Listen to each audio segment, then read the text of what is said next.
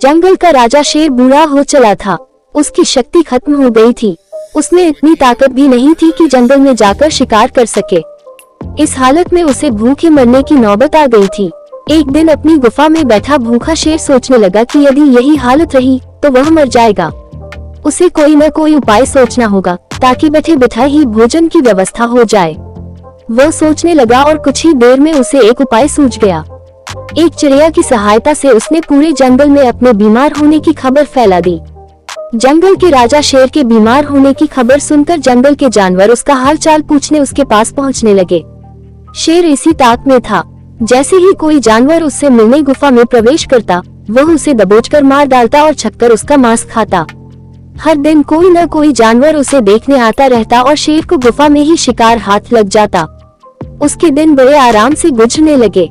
अब उसे भोजन के लिए जंगल में भटकने की आवश्यकता नहीं रह गई थी। बिना मेहनत के उसे अपनी ही गुफा में भरपेट भोजन मिलने लगा था। कुछ ही दिनों में वह अच्छा मोटा हो गया। एक सुबह एक लोमड़ी उसे देखने आई। लोमड़ी चालाक थी।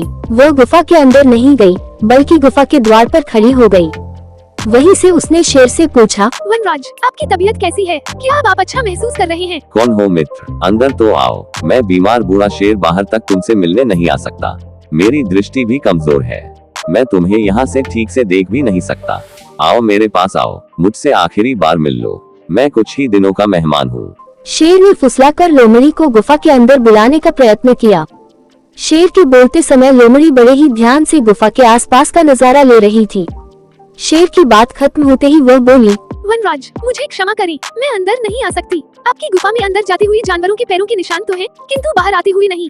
इसका अर्थ मैं समझ गई हूँ। सब कुछ जानती बूझती हुई भी यदि मैं अंदर आ गई तो उस जानवरों की तरह मारी जाऊंगी जिनके पैरों के ये निशान हैं। इसलिए मैं जा रही हूँ। लोमड़ी ने जंगल में जाकर बूढ़े शेर की करतूत सभी जानवरों को बता दी। उसके बाद कोई भी जानवर शेर से मिलने नहीं गया। इस तरह अपनी बुद्धिमानी से लोमड़ी ने न सिर्फ अपनी जान बचाई, बल्कि जंगल के अन्य जानवरों को भी शेर के हाथों मरने से बचा लिया। सीख, मॉरल ऑफ द स्टोरी: बुद्धिमान व्यक्ति दूसरों की गलतियों से सबक लेते हैं।